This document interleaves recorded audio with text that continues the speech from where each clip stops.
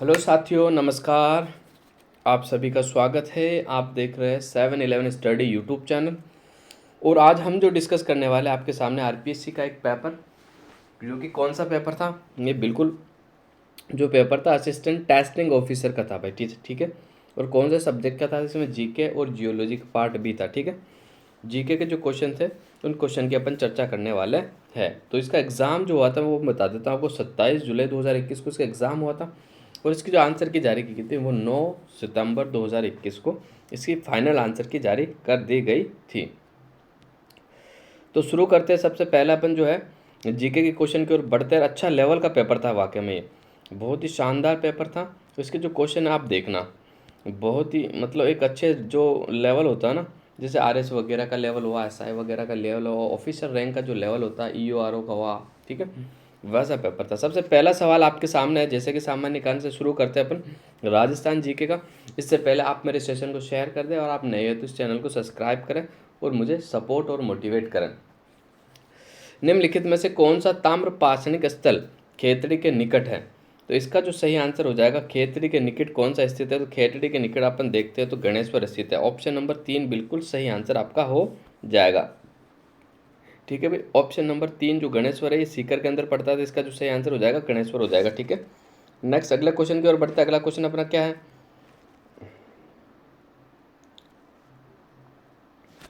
निम्नलिखित में से कौन सा एक पुरातत्वविद बेराट के अन्वेषण और उत्खनन से संबंध नहीं है? तो इसका जो सही आंसर हो जाएगा वो बिल्कुल ऑप्शन नंबर 4 होगा, क्योंकि अलेक्जेंडर कनिंगम का भी संबंध है, दयाराम साहनी का संबंध है, आर बनर्जी का भी संबंध है, और कैलाश दीक्षित भी उनका संबंध है, लेकिन उसमें ऑप्शन में नहीं है। तो इसका जो सही आंसर हो जाएगा एच डी साकलिया का संबंध बैराट सभ्यता से नहीं है। ठीक है, ऑप्शन नंबर 4 आपका बिल्कुल सही आंसर हो जाएगा। नेक्स्ट अगले क्वेश्चन की ओर बढ़ते। अगला क्वेश्चन क्या है अपना?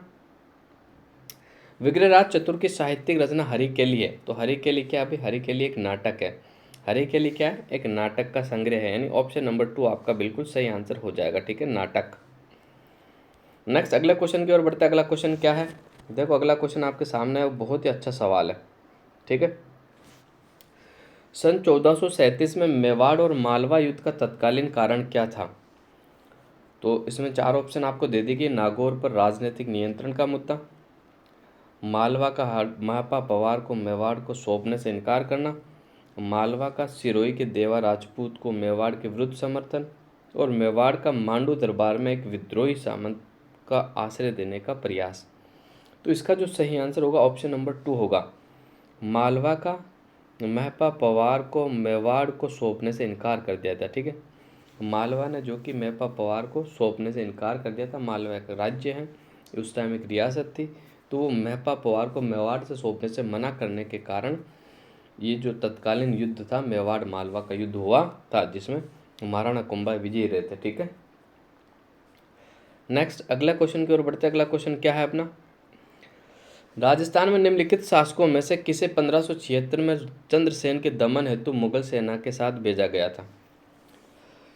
तो ऑप्शन नंबर 1 जो है इसका, मेड़ता के जयमल को, आमेर के मान सिंह को, जैसलमेर के हरराज को और बीकानेर के राय सिंह को। तो 5 का जो सही आंसर होगा वो बिल्कुल ऑप्शन नंबर 4 होगा। बीकानेर के राय सिंह को भेजा गया था। ठीक है, किसको भेजा गया था? बीकानेर के राय सिंह को भेजा गया था चंद्रसेन के दमन करने हेतु मुगल सेना के साथ। कब भेजा गया था? 1576 ईस्वी में, याद रखना आपको। ठीक है। नेक्स्ट अगले क्वेश्चन की ओर बढ़ते हैं। निम्नलिखित में से कौन सा युग्म सुमेलित नहीं है? एक तरफ समाचार पत्र दे दिया, एक तरफ आपका प्रकाशन का स्थान दे दिया गया। ठीक है, तो देखते हैं कौन सा सुमेलित नहीं है। अच्छा सवाल भी है। भारत वीर का जो प्रकाशन होता था वो भरतपुर से होता था, बिल्कुल सही है। प्रभात का जयपुर से होता था, बिल्कुल सही है। नवजीवन का अजमेर से होता था, बिल्कुल सही है। आगेवान आगेवान का अजमेर से नहीं होता था। आगेवान का जो होता था वो ब्यावर से होता था। कहाँ से होता था भाई? ब्यावर से होता था आगेवान का। ठीक है, इसलिए जो इसका प्रकाशन स्थान है ये गलत हो गया। ठीक है, तो ऑप्शन नंबर 3 6 का बिल्कुल राइट आंसर आपका हो जाएगा। नेक्स्ट अगला क्वेश्चन की ओर बढ़ते। अगला क्वेश्चन क्या है अपना? निम्नलिखित में से कौन सा युग्म सुमेलित नहीं है, ये आपको पता करना। ठीक है, एक तरफ आपको कृषक आंदोलन दे दी गई और एक तरफ आपको नेता दे दी गई। ठीक है, उसमें से सुमेलित नहीं है वो आपको पता करना है। थोड़ा सा बड़ा कर देता हूँ मैं, विजुअलिटी आपको आसानी से दिख जाए। ठीक है, एक तरफ बिजोलिया, उसके सामने माणिक्यलाल वर्मा लिखा, बेगू के सामने रामनारायण चौधरी, सीकर के सामने कल्याण सिंह, करौली के सामने कुंवर मदन सिंह। तो 7 का जो बिल्कुल सही आंसर होगा, सीकर के जो नेता है वो कल्याण सिंह नहीं है, ठीक है। ऑप्शन नंबर 3 आपका बिल्कुल सही आंसर हो जाएगा। ये सुमेलित नहीं, बाकी सारे सुमेलित थे। करौली का संबंध कुंवर मदन सिंह से था, बिजोलिया में माणिक्यलाल वर्मा थे और बेंगो में नाभरान चौधरी थे। नेक्स्ट अगले क्वेश्चन की ओर बढ़ते हैं। बिजोलिया आंदोलन जो शुरुआत हुई थी, ये तिथि पूछी गई थी 1897 में हुआ था, और ये जो फाइनली इस जो कब तक चला था, तो ये 1941 तक चला था। 1897 में शुरू हुआ, 1941 तक चला था, ठीक है। नेक्स्ट अगले क्वेश्चन की ओर चलते कि मानगढ़ हत्याकांड किस वर्ष हुआ था। ये सवाल बहुत एग्जाम में बना हुआ, बहुत इंपॉर्टेंट सवाल है। मैं आपको सजेस्ट करना चाहूँगा अपने नोट्स में ज़रूर ऐड करें। कई बार इसकी तिथि, डे, मंथ भी इसके साथ पूछा है या केवल ईयर पूछा। तो इसका जो सही आंसर हो जाएगा वो बिल्कुल 1913 होगा। ऑप्शन नंबर 3 बिल्कुल राइट आंसर हो जाएगा, ठीक है। नेक्स्ट अगले क्वेश्चन की ओर बढ़ते हैं। देशी रियासत जिसने विलय पत्र पर सर्वप्रथम हस्ताक्षर किए थे, ठीक है, वो कौन सी रियासत थी। तो 9 का जो बिल्कुल सही आंसर हो जाएगा वो बीकानेर रियासत थी। सबसे पहले विलय पत्र पर हस्ताक्षर करने वाली कौन सी रियासत थी, तो बीकानेर रियासत थी। नेक्स्ट अगले क्वेश्चन की ओर बढ़ते हैं।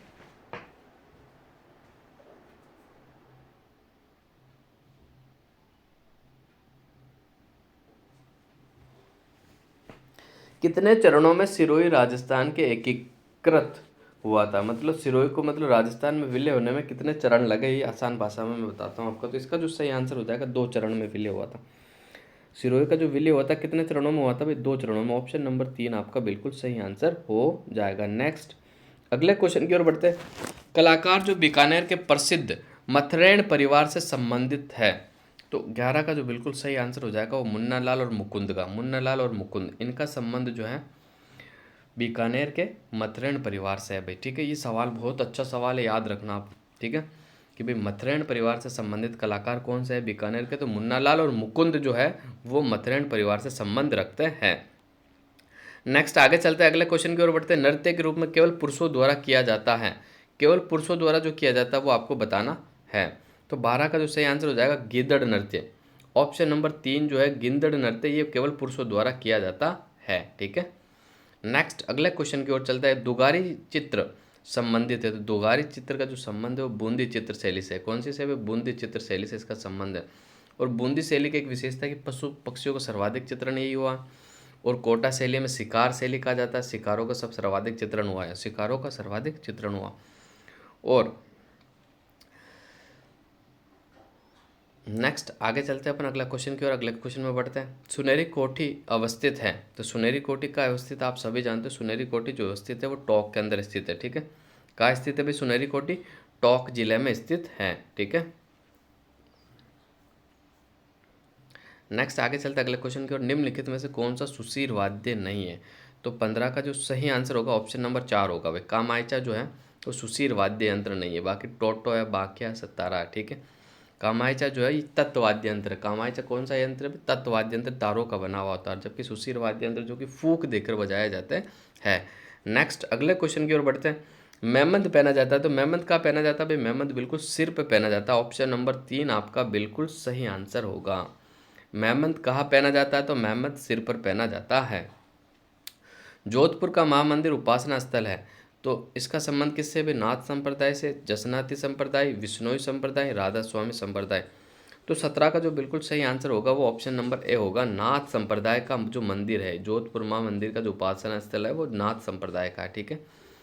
नेक्स्ट अगले क्वेश्चन की ओर बढ़ते हैं। सारनेश्वर पशु मेला आयोजित होता है, बहुत ही अच्छा सवाल है। ये पशु मेला लगभग आपकी नज़रों में पहली बार आया होगा। तो इसका जो सही आंसर होगा वो ऑप्शन नंबर 4 होगा भाई। सिरोही जिले में लगता है। सारनेश्वर पशु मेला कहाँ लगता है, सिरोही जिले में लिखता है, ठीक है। सिरोही जिले में माउंट आबू भी स्थित है और सिरोही जिले के अंदर सारनेश्वर पशु मेला भी लगता है, ठीक है। और वसंतगढ़ जो किला है महाराणा कुंभा द्वारा बनाया गया वो भी सिरोही के अंदर, अचलगढ़। नेक्स्ट अगले क्वेश्चन की ओर बढ़ते हैं। अगला क्वेश्चन कौन सा है अपना, रणकपुर मंदिर का प्रमुख स्थापत्यकार कौन था। तो 19 का जो सही आंसर होगा ऑप्शन नंबर 3 होगा देपाक। कौन था भाई, देपाक। कई कई बार इसमें देपा भी लिखा आता था, आप कंफ्यूज ना होना। देपा और देपाक दोनों एक ही व्यक्ति है। नेक्स्ट अगले क्वेश्चन, कुवल्य माला कहा ग्रंथ में उल्लेखित क्षेत्रीय भाषाओं की संख्या है। तो इसमें जो सही आंसर हो जाएगा 20 का बिल्कुल 2 नंबर होगा। कितनी भाषाओं का उल्लेख? 18 भाषाओं का उल्लेख है। कितनी भाषाओं का उल्लेख? 18 भाषाओं का उल्लेख है। नेक्स्ट अगले क्वेश्चन की ओर चलते हैं। निम्नलिखित में से कौन सा दक्षिणी अरावली प्रदेश में अवस्थित नहीं है? तो 21 का जो सही आंसर हो जाएगा ऑप्शन नंबर 2 होगा, शाहबाद की उच्च भूमियाँ। शाहबाद की उच्च भूमियाँ ये दक्षिणी अरावली में स्थित नहीं है। बाकी उडिया का पठार भी है, लसड़िया का भी, बोरट का भी है, ठीक है। और ये शाहबाद की जो उच्च भूमियाँ पड़ती है तो हाड़ौती के पठार में स्थित है। नेक्स्ट अगला क्वेश्चन, कोपेन के अनुसार राजस्थान का कौन सा जलवायु प्रकार उष्ण कटिबंधीय शुष्क मरुस्थलीय जलवायु को दर्शाता है? तो 22 का जो सही आंसर होगा आपका बिल्कुल ऑप्शन नंबर 4 होगा, ठीक है। उष्ण कटिबंधीय शुष्क मरुस्थलीय जो पाया जाता है BWHW, ठीक है। सबसे ज़्यादा जो गर्म पर जलवायु प्रदेश है वो यही है, BWHW की 2 बार W आ गया, 2 बार गर्म है, ज़्यादा गर्मी हो गई, याद रखने का तरीका है ना। नेक्स्ट अगले क्वेश्चन की ओर बढ़ते हैं। निम्नलिखित में से कौन सा कथन सही है? नीचे दिए गए कूटों में से सही उत्तर का चयन कीजिए, ठीक है। तो देखते हैं। पहला जो है मिश्रित पतझड़ वन 250 सेंटीमीटर से 300 सेंटीमीटर अधिक वर्षा वाले क्षेत्रों में उगता है, बिल्कुल। नेक्स्ट को जो ऑप्शन है अपना राजस्थान में वन क्षेत्र का 25% से अधिक भाग मिश्रित पतझड़ वनों के अंतर्गत आता है। सी दोग, साल, बांस, खेर आदि पेड़ राजस्थान के मिश्रित पतझड़ वनों में पाए जाते हैं। तो 23 का अपन देखते हैं इसमें कूट क्या क्या दिया हुआ आपने को। तो इसमें देखते हैं तो देखो जो बी और सी वाला जो है ना वो आपका बिल्कुल सही है। ऑप्शन नंबर 4 आपका बिल्कुल सही होगा, बी और सी वाला, ठीक है। ये भी सही है, ये भी सही है, क्योंकि राजस्थान में वन क्षेत्र का 25% से अधिक भाग मिश्रित पतझड़ वनों के अंतर्गत आता है। और जबकि सी वाला जो ऑप्शन है धोक, साल, बांस, खेर आदि पेड़ राजस्थान में मिश्रित पतझड़ वनों में पाए जाते हैं। तो ऑप्शन बी और सी दोनों सही आंसर होगा आपका, ठीक है। नेक्स्ट अगले क्वेश्चन की ओर बढ़ते हैं। अगला क्वेश्चन क्या है? निम्नलिखित में से लवणीय गर्त नहीं है, यानी आपको ये बताना कि कौन सी जो है खारे पानी की झील नहीं है, ये आपको बताना है, ठीक है। तो क्वेश्चन नंबर 24 को अपन देखते हैं। तो इसका जो सही आंसर हो जाएगा ऑप्शन नंबर 2 होगा, कायलाना। ये मीठे पानी की झील है, जोधपुर में पड़ती है, ठीक है। डीडवाना ये भी खारे पानी की झील है। सुजानगढ़ चूरू में पड़ती है, भी खारे पानी की झील है। ताल छापर चूरू में ये भी खारे पानी की झील है, ठीक है, यानी लवणीय गर्त है ये। नेक्स्ट अगले क्वेश्चन की ओर चलते हैं। अगला क्वेश्चन क्या है अपना? कौन सा सुमेलित नहीं है, ये आपको बताना है। एक तरफ खनिज आपको दे दिए गए, एक तरफ आपको निक्षेप क्षेत्र दिए हुए, ठीक है। तो कौन सा सुमेलित नहीं है आपको बताना। ताम्र अकावाली झुंझुनू में, अकावाली झुंझुनू का जो संबंध है वो तांबे से है, बिल्कुल सही है। लोयस्क पूर्व बनेड़ा पेटी भीलवाड़ा में, ये भी बिल्कुल सही है। सीसा जस्ता हनौतिया अजमेर, ये सुमेलित नहीं है बस, ठीक है। हनौतिया के अंदर सीसा जस्ता नहीं मिलता, ठीक है, ये आपका सुमेलित नहीं है।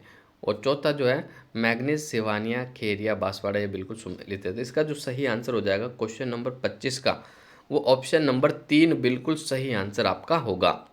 नेक्स्ट अगले क्वेश्चन की ओर बढ़ते हैं। अगला क्वेश्चन क्या है?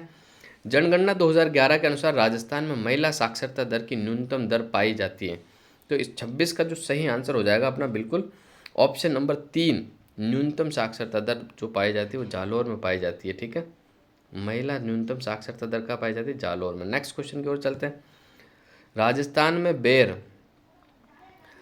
व एक खजूर अनुसंधान केंद्र स्थित है। तो 27 का जो सही आंसर हो जाएगा ऑप्शन नंबर 4 होगा आपका, बीकानेर में स्थित है। कहाँ स्थित है भाई? बीकानेर में स्थित है, ऑप्शन नंबर 4। बेर व खजूर का अनुसंधान केंद्र कहाँ स्थित है? बीकानेर में। नेक्स्ट अगले क्वेश्चन की ओर बढ़ते हैं। अगला क्वेश्चन क्या है? निम्नलिखित को सुमेलित कीजिए, नीचे दिए गए कूटों में से सही उत्तर को चुनिए।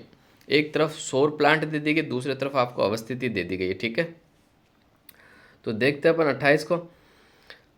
सबसे पहले अपन मिलान कर देते हैं। खींवसर जो प्लांट है वो कहाँ स्थित है भाई? नागौर के अंदर स्थित है, ठीक है। खींवसर जो प्लांट आपका नागौर में स्थित है, ठीक है।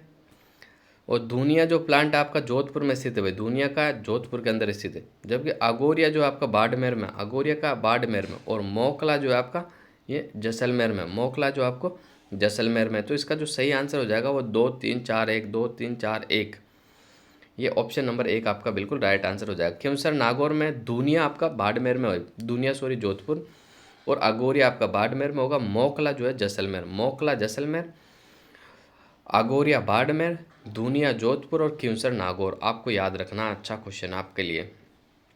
नेक्स्ट अगले क्वेश्चन की ओर चलता है, ये भी सुमेलित करने वाला है। निम्नलिखित में से सुमेलित कीजिए, नीचे दिए गए कूटों में से सही उत्तर का चयन करना है।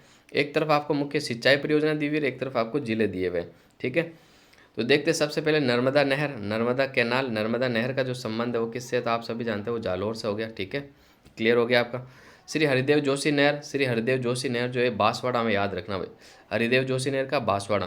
पार्वती कैनाल तंत्र का है, तो पार्वती कैनाल तंत्र जो है वो धौलपुर के अंदर है। ठीक है, और गालवा मुख्य सिंचाई परियोजना का टोंक में, अभी गालवा मुख्य सिंचाई परियोजना टोंक में, गालवा सिंचाई परियोजना टोंक में होगी, पार्वती धौलपुर में हो जाए, हरिदेव जोशी बांसवाड़ा में, नर्मदी कैनाल जालौर के अंदर होगी। नेक्स्ट अगले क्वेश्चन की ओर चलते हैं। अगला क्वेश्चन क्या, क्वेश्चन नंबर 30। सूखे का प्रकार, जब किसी क्षेत्र में मौसमी वर्षा दीर्घकालीन औसत 75% से कम होती है तो उसे कौन सा सूखा कहा जाता है, नहीं आपको बताना है। तो 30 का जो सही आंसर होगा वो अपन देखते हैं बिल्कुल, उसे कौन से सूखे के नाम से जाना जाएगा। तो 30 का जो सही आंसर होगा वो मौसमी वर्षा की बात कर रहा है, तो मौसमी सूखा के नाम से जाना जाएगा। ऑप्शन नंबर 1 आपका बिल्कुल सही आंसर होगा। ठीक है, नेक्स्ट अगले क्वेश्चन की ओर बढ़ते हैं। अगला क्वेश्चन क्या है, राजस्थान में वर्ष 2015-16 में कुल जोतों का क्षेत्रफल था, तो 31 का जो सही आंसर हो जाएगा ऑप्शन नंबर 2, 208.73 लाख हेक्टर। ठीक है, 208.73 लाख हेक्टर। ठीक है, 208.73 लाख हेक्टर, ये 2015-16 के अनुसार है। नेक्स्ट अगले क्वेश्चन की ओर बढ़ते हैं। अगला क्वेश्चन क्या है, वर्ष 2020 में अटल भूजल योजना किसकी वित्तीय सहायता से आरंभ की गई थी। तो इसमें जो है अटल भूजल योजना में जो कि वित्त पोषित है वो किसके द्वारा है, तो किसकी सहायता से चलाई जा रही है, तो इसका जो सही आंसर होगा वो वर्ल्ड बैंक, ठीक है, विश्व बैंक की सहायता से चलाई जा रही है। नेक्स्ट अगले क्वेश्चन की ओर चलते हैं। अगला क्वेश्चन क्या है, मार्च 2020 तक अंत में राजस्थान सड़कों का घनत्व क्या था। 33 का जो सही आंसर हो जाएगा वो बिल्कुल मार्च 2020 की बात कर रहा है, तो उसमें उस समय जो था वो 78.61 किलोमीटर प्रति 100 वर्ग किलोमीटर था। ऑप्शन नंबर 2 आपका बिल्कुल सही आंसर हो जाएगा। नेक्स्ट अगले क्वेश्चन की ओर चलते हैं। राजस्थान में इंदिरा रसोई योजना कब आरंभ हुई थी। इंदिरा रसोई योजना जो 20 अगस्त 2020 को शुरू हुई थी, इसका ध्येय वाक्य क्या है, अभी कोई भी भूखा ना सोए। ठीक है, और अभी हाल ही के अंदर, हाल ही के बजट 2023-24 का था, उसमें इसकी संख्या बढ़ाकर 2000 कर दी, क्योंकि 1000 जो रसोई है वो ग्रामीण एरिया में भी खोली जाएगी। पहले केवल इसका जो संचालन होता था वो शहरी क्षेत्र में होता था, और भी एक ग्रामीण एरिया में भी खोली जाएगी। और इसमें 25 रुपये थाली है, जिसमें से 17 रुपये का अनुदान सरकार देती है और 8 रुपये प्रति व्यक्ति को पे करना होता है। और ये एक बहुत ही शानदार योजना है जो कि ग्राउंड लेवल पर काम कर रही है। जैसे अस्पताल हुआ, कई स्कूल वगैरह हुए, ठीक है, जहाँ ज़रूरत होती है ना वहाँ पर बहुत अच्छा काम कर रही है योजना। वाकई में ये योजना ग्राउंड लेवल तक पहुँची है सरकार की। नेक्स्ट अगले क्वेश्चन की ओर बढ़ते हैं। वर्ष 2020-21 में प्रचलित कीमतों में राजस्थान के सकल राज्य मूल्यवर्धन में कृषि और उसके सहायक क्षेत्र का योगदान क्या है। तो 35 का जो बिल्कुल सही आंसर हो जाएगा ऑप्शन नंबर 2 होगा भाई। ठीक है, ऑप्शन नंबर 2 30%। ठीक है, नेक्स्ट अगला क्वेश्चन देखते हैं अपन। अगला क्वेश्चन क्या है, राजस्थान में मुख्यमंत्री लघु उद्योग प्रोत्साहन योजना निम्न में से किस वर्ष शुरू की गई थी। 36 का जो सही आंसर हो जाएगा वो बिल्कुल ऑप्शन नंबर 3 होगा, 2019 में शुरू की गई थी। कब शुरू की गई थी, 2019 में शुरू की गई थी। ठीक है, नेक्स्ट अगला क्वेश्चन की ओर बढ़ते हैं। अगला क्वेश्चन क्या है मेरा, राजस्थान सरकार द्वारा राजस्थान पवन और हाइब्रिड ऊर्जा नीति किस वर्ष घोषित की गई थी। 37 का जो सही आंसर हो जाएगा ऑप्शन नंबर 4, राजस्थान पावर और हाइब्रिड ऊर्जा नीति जो शुरू की गई थी 2019 में शुरू की गई थी। कब शुरू की गई थी, 2019 में शुरू की गई थी। नेक्स्ट अगले क्वेश्चन की ओर बढ़ते हैं। 2019-20 में बजट घोषणा की पालना में निम्न में से किन जिलों में शून्य बजट प्राकृतिक फार्मिंग की एक पायलट योजना प्रारंभ की गई है। तो 38 का जो सही आंसर हो जाएगा वो बिल्कुल काका की गई है, तो टोंक, बांसवाड़ा और सिरोही के अंदर। टोंक, बांसवाड़ा, सिरोही, ऑप्शन नंबर 2 आपको बिल्कुल नज़र आ रहा होगा, इसका सही आंसर होगा कि भाई शून्य budget, zero budget natural farming जो 3 जिलों में एक पायलट योजना के रूप में शुरू की गई। टोंक, बांसवाड़ा, सिरोही, टोंक, बांसवाड़ा, सिरोही, टोंक, बांसवाड़ा, सिरोही। नवनेरा बांध किस तहसील में स्थित है। तो देखो ये नवनेरा बांध जो है कोटा में होता है, और कौन सी तहसील के अंदर स्थित है तो वो भी मैं आपको बता देता हूँ। ये दिगोद तहसील में पड़ता है। कौन सी तहसील में पड़ता है, दिगोद तहसील के अंदर पड़ता है। नेक्स्ट अगले क्वेश्चन की ओर बढ़ता है। अगला क्वेश्चन क्या है, निम्न में से किन खनिजों में राजस्थान भारत में एकल उत्पादन करता है। तो क्वेश्चन नंबर 40 का जो सही आंसर हो जाएगा ऑप्शन नंबर 4 बिल्कुल आपका सही आंसर होगा। सीसा जस्ता, सेलेनाइट और वोलेस्टोनाइट, ठीक है, जिंक को जस्ता कहा जाता है भाई। ठीक है, सीसा जस्ता, सेलेनाइट और वोलेस्टोनाइट में राजस्थान भारत में बिल्कुल एकमात्र उत्पादन करता है। नेक्स्ट अगले क्वेश्चन की ओर चलते हैं। सामाजिक सेवा क्षेत्र में किसने पद्मश्री सम्मान 2021 प्राप्त किया था? ठीक है, सामाजिक सेवा की बात कर रहा है तो 41 की अगर बात करते हैं अपन, 41 की अगर बात करते हैं तो इसका जो सही आंसर हो जाएगा ऑप्शन नंबर 4 होगा, श्याम सुंदर पालीवाल। श्याम सुंदर पालीवाल, श्याम सुंदर पालीवाल। जबकि अभी राजस्थान के 4 व्यक्तियों को दिया गया था। गजल गायक में अहमद हुसैन और मोहम्मद हुसैन के अलावा लक्ष्मण सिंह और इसके अलावा मूलचंद लोढ़ा। ठीक है, 2023 में जो राजस्थान के 4 व्यक्तियों को 3 पद्मश्री मिले थे। ठीक है, अहमद हुसैन और मोहम्मद हुसैन का जो संबंध है वो गजल गायकी से है, जबकि मूलचंद लोढ़ा का जो सामाजिक सेवा से है, और लक्ष्मण सिंह का जो कि लापोडिया का उनका संबंध जल संरक्षण से है। ठीक है, नेक्स्ट अगले क्वेश्चन की ओर बढ़ते हैं। अगला क्वेश्चन क्या है अपना, राष्ट्रीय अनुसूचित जाति आयोग के नए अध्यक्ष कौन हैं? तो 42 का जो बिल्कुल सही आंसर होगा, ये करंट अफेयर से पूछा गया सवाल है। 42 का जो बिल्कुल सही आंसर होगा ऑप्शन नंबर 2 होगा, विजय सांपला। कौन है भाई? विजय सांपला। नेक्स्ट अगले क्वेश्चन की ओर चलते हैं। भारत सरकार द्वारा गांधी शांति पुरस्कार 2020 से नवाजा गया, किसे नवाजा गया? तो इसका जो सही आंसर हो जाएगा 43 का, वो शेख मुजीबुर रहमान जो कि बांग्लादेश के हैं, उनको सम्मानित किया गया है। शेख मुजीबुर रहमान, ऑप्शन नंबर 3 इसका बिल्कुल राइट आंसर होगा। अटल अटल टनल किस राज्य में स्थित है? 44 का जो सही आंसर हो जाएगा ऑप्शन नंबर 4, हिमाचल प्रदेश के अंदर है। कहाँ स्थित है भाई?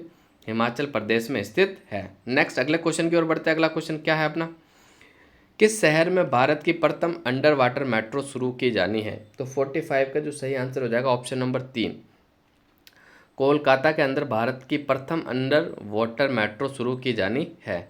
नेक्स्ट अगले क्वेश्चन की बात करते हैं। राजस्थान बजट 2021 और 22 के अनुसार हैंडबॉल अकादमी की स्थापना किस जिले में की जाएगी? तो 46 का जो सही आंसर हो जाएगा ऑप्शन नंबर 3, हैंडबॉल की जो स्थापना की जाएगी वो जैसलमेर में की जाएगी। कहाँ की जाएगी? वो जैसलमेर के अंदर। नेक्स्ट अगले क्वेश्चन की ओर बढ़ते हैं। वर्ष 2020-21 में राजस्थान सरकार द्वारा किसी दुर्घटना की स्थिति में किसानों को आर्थिक मदद हेतु कौन सी योजना शुरू की गई है?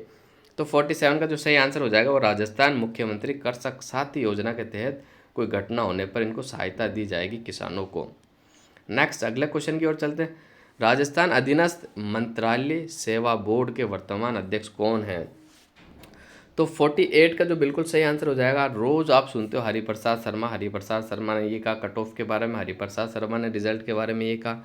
तो इसका जो सही आंसर हो जाएगा RSM SSB बोर्ड के जो अध्यक्ष हैं वो कौन है भाई? हरिप्रसाद शर्मा। अभी हाल ही में देखो एक नई न्यूज़ आई है कि साइट बदल दी गई, वेबसाइट जो है अब RSSB के नाम से जानी जाएगी। ठीक है, अब जो भी अपडेट मिलेगी आपको RSSB साइट पे मिलेगी, जब ना कि RSM SSB पे। तो अब ये साइट आप चेक किया करो। ठीक है, नया अपडेट जो है इस साइट पे आपको मिलेगा, पुरानी साइट बंद कर दी गई है।